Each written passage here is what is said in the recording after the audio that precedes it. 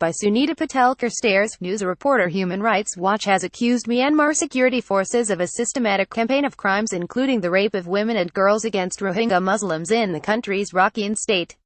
Some women described seeing their young children, husbands and parents being murdered before being beaten and raped, according to a report by the group. The allegation follows interviews with 52 Rohingya women and girls from 19 villages who have fled to Bangladesh. 29 of them said they had been raped, and all but one of the attacks were gang rapes. Explained the Rohingya refugee crisis video. Starvation and death on the beaches. Halasadak, a 15-year-old from Hathipara village in Mongda Township, described being stripped naked by 10 soldiers who went on to rape her. "When my brother and sister came to get me, I was lying there on the ground. They thought I was dead," she told the rights group. In 8 cases, women and girls reported being raped by 5 or more soldiers.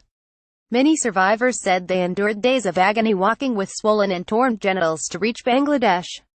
Rape has been a prominent and devastating feature of the Burmese military's campaign of ethnic cleansing against the Rohingya, said Sky Wheeler, author of the report.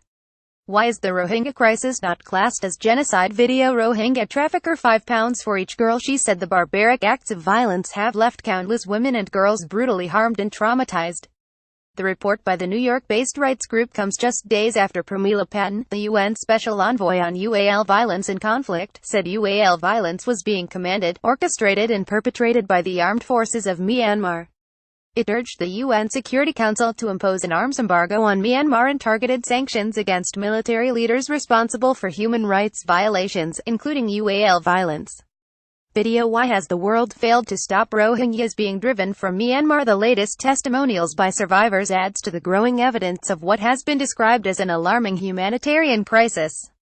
This month, the Sky News team filmed the first independent evidence of the shocking deprivation and desperation among thousands of stranded Rohingya Muslims in Rakhine State, including emaciated women and newborn babies who had been dumped on beaches and left to die. Our crew also spoke to a man recruiting vulnerable Rohingya women and children in Bangladeshi camps, who had fled persecution at the hands of the Burmese army, for the country's notorious trade. He said this latest exodus had been good for business. Video. Rohingya children beaten in refugee camps. More than 600,000 Rohingya Muslims have been forced to flee from their homes in the mainly Buddhist country amid the military crackdown. The government insists the crackdown is aimed at rooting out Rohingya terrorists behind an attack on 30 police posts in late August which left 12 members of the security forces dead. The UN has described the latest mass exodus of the Rohingya as the world's fastest-growing refugee crisis and a textbook example of ethnic cleansing. Myanmar's de facto leader Aung San Suu Kyi, a Nobel Peace Prize winner, has faced international criticism for failing to directly condemn the violence by the country's security forces.